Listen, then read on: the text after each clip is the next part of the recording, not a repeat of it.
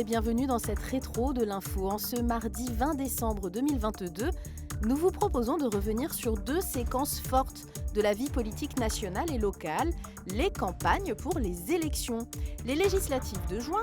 Mais d'abord, souvenez-vous, nous avons voté pour la présidentielle en avril dernier.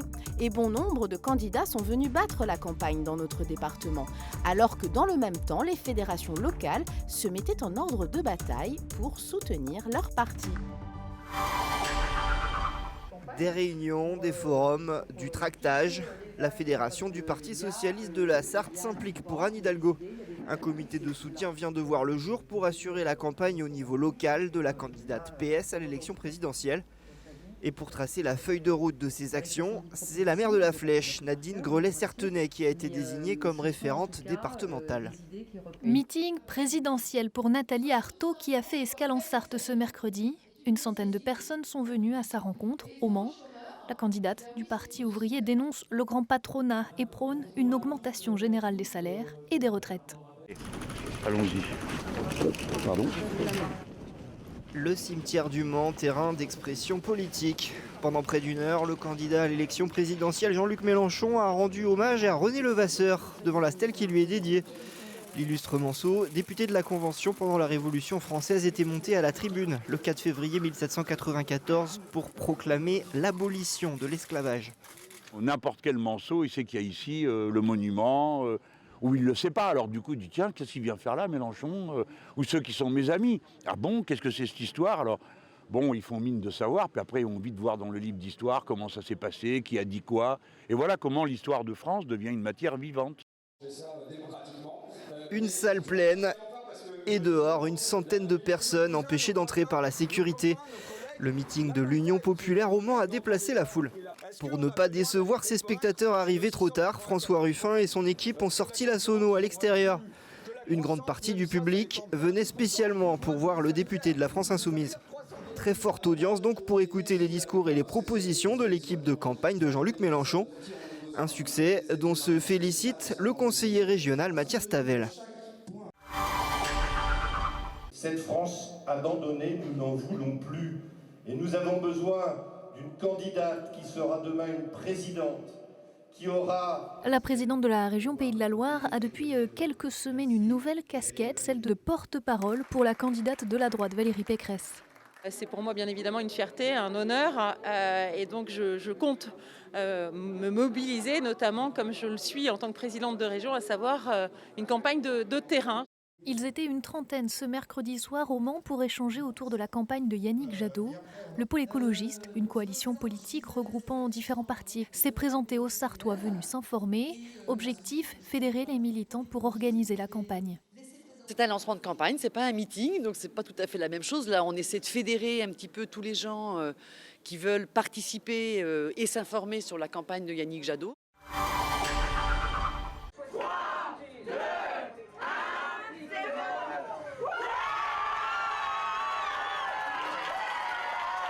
À 20h, dans cette brasserie mancelle, c'est l'explosion de joie pour les soutiens locaux d'Emmanuel Macron et le soulagement aussi. Forcément oui, on a eu peur, on n'a rien lâché, on a tenu jusqu'au bout pour aller décrocher cette victoire. Dès qu'on voit qu'on est quand même contre Marine Le Pen au second tour, on a tout de suite un peu peur. C'est quand même un projet d'extrême droite, c'est un projet totalement différent du nôtre, c'est un projet de rupture avec l'Europe, avec vraiment énormément de choses, donc j'avais quand même un peu peur. Dans ma circonscription, Emmanuel Macron prend 10 points en 5 ans. Ça veut dire que les députés qui vont être élus là vont avoir un devoir de travailler localement et de rapporter à Paris régulièrement le besoin et pas l'inverse. Car à peine le résultat proclamé, les discussions s'engagent rapidement autour de la future échéance électorale, les législatives de juin prochain. Qu'on ait des candidats qui apportent un programme, qui portent le programme du président, mais qui apportent aussi dans le programme localement leurs propres idées. Et je crois que ça va être de la co-construction. À la même heure, au QG du Rassemblement national dans un bar de Mulsanne, la déception se lit sur les visages des militants.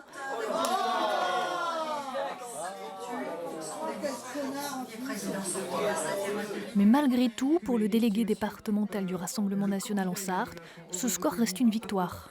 En novembre, on n'était même pas sûr d'être au deuxième tour, donc moi je suis assez content et je vais quand même sabler le champagne. Déçu évidemment parce qu'on préférait que ce soit Marine Le Pen qui remporte l'élection, tout à fait. Par contre, le score est plus qu'honorable puisqu'on monte quand même d'à peu près 8 points par rapport aux dernières élections. On a une force unique alors que là tout le monde s'est rassemblé, c'est-à-dire LFI, tout le monde s'est associé pour battre le RN.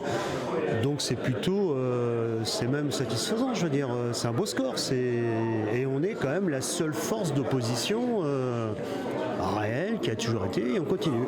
Et le RN 72 l'assure, ces 5 candidats pour les élections des députés sont prêts. Le chapitre de la campagne présidentielle se ferme. Place maintenant à celui des législatives.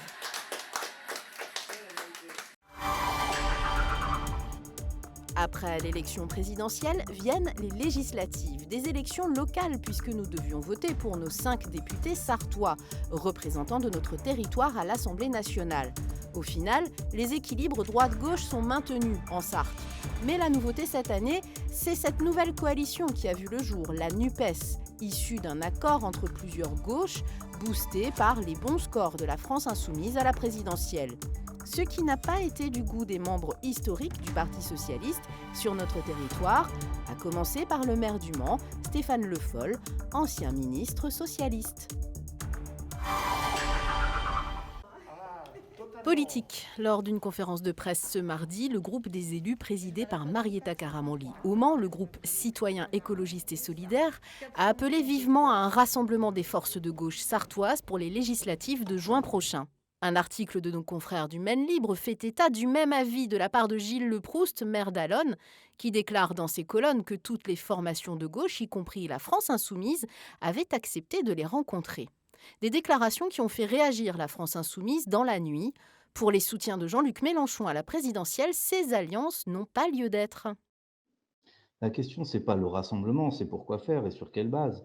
Si c'est juste un sauf-qui-peut parce que de toute façon, on a déjà perdu et que c'est juste faire un accord de circonstances pour se partager les places, ça ne nous intéresse pas, et 2, ça ne créera aucune dynamique. Ce qu'il faut, c'est une dynamique politique, et la dynamique politique, elle se construit dans l'élection présidentielle. Et moi, j'invite les communistes, les amis de Marietta Karamanli, tous ceux qui veulent que la gauche gagne dans les circonscriptions, mais qu'elle gagne dans le pays, à venir renforcer la candidature de Jean-Luc Mélenchon. On se souvient pourtant qu'en juin 2021, les gauches sarthoises avaient réussi à se rassembler lors des départementales avec la France insoumise, mais les scrutins se suivent et ne se ressemblent pas. Ce n'est pas vraiment une surprise, mais il fallait attendre l'annonce publique pour officialiser sa candidature. Marietta Karamanli, députée de la 2e circonscription de la Sarthe, se lance dans la campagne des législatives et souhaite briguer un 4e mandat. C'est un mandat de toute façon qui demande de l'énergie, capitaliser l'expérience, continuer à travailler en proximité avec mes concitoyens, porter des projets et nourrir le dialogue républicain. Aujourd'hui, les socialistes défendent la social-démocratie avec un certain nombre. Nous sommes européens, écologistes. On défend une forme de partenariat, de concertation avec les corps intermédiaires. Aujourd'hui, tout ça est remis en cause avec un accord uniquement pour permettre à quelques-uns de sauvegarder leur poste. Et je crois que ça, ce n'est pas acceptable. Moi, à titre personnel, je n'ai absolument rien à voir avec la France insoumise. Ils revendiquent l'abandon des traités européens. Quand j'ai quitté le bureau national du Parti socialiste, déjà bien fâché, c'était au moment où Olivier Faure avait choisi Raphaël Glucksmann pour diriger la campagne des européennes, parce qu'il considérait que c'était plus à un PS de pouvoir conduire la campagne des européennes. On marquait déjà le fait qu'on était en retrait, qu'on était en train de se ranger, et c'était cette fameuse stratégie de l'effacement. Alors au début, c'était un petit effacement, mais là, c'est l'effacement final. On passe sous la ligne politique de Jean-Luc Mélenchon. Pour moi, c'est inacceptable. Et pas simplement pour une question tactique, pour une question de conviction. Je n'ai pas fait tout ce parcours politique pendant toutes ces années pour finir en disant je vais derrière Jean-Luc Mélenchon. Non. Pour Stéphane Le Foll, l'heure est à la dissidence. Le maire du Mans s'oppose à l'accord entre la France insoumise et le Parti socialiste depuis le début des négociations. Moi, j'appelle simplement tout le monde à revenir au fondement de la politique, je l'ai dit tout à l'heure, à la sincérité. à dire que quand on s'engage pour quelque chose, on y croit. Et qu'on ne peut pas simplement s'adapter de manière opportuniste par rapport à des objectifs électoraux et uniquement électoraux. En conséquence, la fédération du PS en Sarthe investira des candidats hors accord. Les décisions seront prises ce lundi soir par le Conseil fédéral. Stéphane Le Foll, lui, ne sera pas candidat. Il y a aujourd'hui de nombreux endroits de France où il y a des candidats qui vont se présenter hors accord. Et il y en aura aussi dans la Sarthe. Mais ces candidatures hors accord sont des candidatures de sincérité, je l'ai dit, par rapport à ce qu'a été l'engagement du Parti socialiste pendant toutes ces années. Les grands perdants de ce scrutin, les partis traditionnels ancrés en Sarthe. Les Républicains n'emportent aucune circonscription. Il s'en est fallu de peu si Jean-Carl Grelier avait gardé l'investiture de sa famille politique d'origine, ce qui ne l'a pas empêché de gagner cette élection, comme le souligne sa suppléante, Anne Beauchef. Jean-Carl Grelier, il est UDF, il a toujours dit qu'il était giscardien. Donc, au fond, qu'il se dise à un moment l'investiture, la proximité avec Ensemble, eh bien, c'est celle qui me ressemble le plus. C'est ce qu'il a dit. Et je crois que c'est une vraie cohérence avec son parcours politique. Mais ça n'a pas empêché que moi, je reste LR, je resterai LR. C'est ma famille politique. Et c'est ce qui a fonctionné, au fond, sur cette circonscription. Le Parti socialiste local dissident de la NUP et des accords du National fait chou blanc. Et je pense que c'est plutôt le Parti socialiste national qui a été dissident par rapport à sa base, par rapport à ses valeurs. Et le fait que nos candidats fassent en moyenne 10% la dernière fois en faisant une campagne au rabais, parce qu'on l'a fait sans un sou, de peur de ne pas être remboursé, montre qu'il y avait une vraie voie entre le macronisme et le mélenchonisme. L'un des vainqueurs de cette soirée électorale, le Rassemblement national. Aucun député sartois en Sarthe, mais des scores historiques, à quelques voix de gagner 2 sièges. Et l'évocation d'un recours juridique pour manquement supposé aux règles de la propagande politique. En local, le RN se structure. C'est la première fois historiquement qu'on a des candidats au deuxième tour, donc ce n'est qu'un début, on va continuer le combat comme on dit. C'est une bonne base pour continuer à progresser. La gauche sartoise, coalition NUP, conserve 2 sièges avec un 4e mandat pour Marietta Karamanli, plébiscité par les électeurs, et Élise Leboucher, 38 ans, élue pour la première fois. Le RN, qui était dans quand même 4 circos au second tour, n'en remporte aucune, donc satisfaction de ce côté-là. Et puis en effet, on voit que ce pari de la NUPES a fonctionné, donc hâte d'aller travailler avec tous les collègues pendant 5 ans. 3 sièges reviennent à la majorité présidentielle, presque à contre-courant de la déconfiture d'Ensemble au niveau national. Et vraiment, moi, c'est un appel que j'ai aux oppositions, c'est d'être capable de travailler et de justement faire tout ce qui est dans notre possible pour éviter une situation de blocage de la France. Investiture des nouveaux députés à l'Assemblée nationale le 28 juin prochain.